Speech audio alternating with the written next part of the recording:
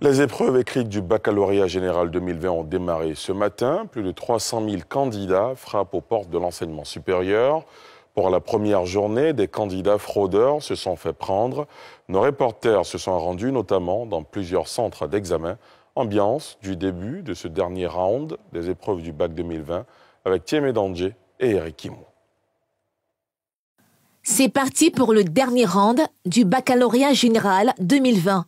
Depuis la matinée, ce lundi, les 318 995 candidats en lice affrontent les épreuves écrites. Tous les candidats n'affichent pas la grande sérénité, mais la vigilance est de mise.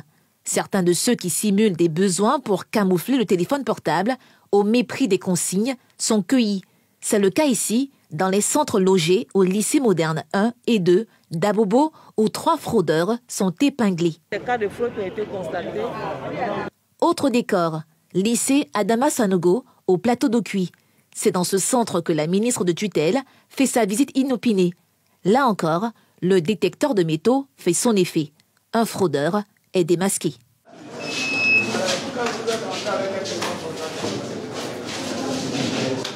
Le dispositif antifraude est renforcé cette année avec l'apparition du détecteur de métaux. Toutes ces mesures, rappelle Kandé Camara, s'imposent pour crédibiliser le bac ivoirien. Ce que nous souhaitons, c'est que les diplômes que vous obtenez, après tous ces sacrifices, après les sacrifices consentis aussi par vos parents et vos enseignants, que ces diplômes-là soient crédibles. La ministre est formelle. Tous ceux qui vont s'écarter des consignes antifraude vont être frappés, sans état d'âme. Celui qu'on prend, la sanction, elle est immédiate. Première sanction, tu sors de la salle. Deuxième sanction, tu n'as plus le droit de mettre les pieds dans le centre. Et troisième sanction, tu vas passer devant le conseil de discipline. Et ça, on peut t'interdire de passer le baccalauréat pendant 2 ans, pendant 3 ans ou même pendant 5 années. J'espère que vous n'allez pas prendre de risques inutiles. Voilà, vous voyez, votre ami il est parti, c'est fini. C'est-à-dire que tout ce qu'il a fait pendant toute l'année, c'est fini, c'est terminé. Ne vous retrouvez pas dans cette situation-là, c'est bien compris? Le dos tourné à la tricherie, ces autres candidats espèrent s'offrir le bac sans le raccourci de la fraude.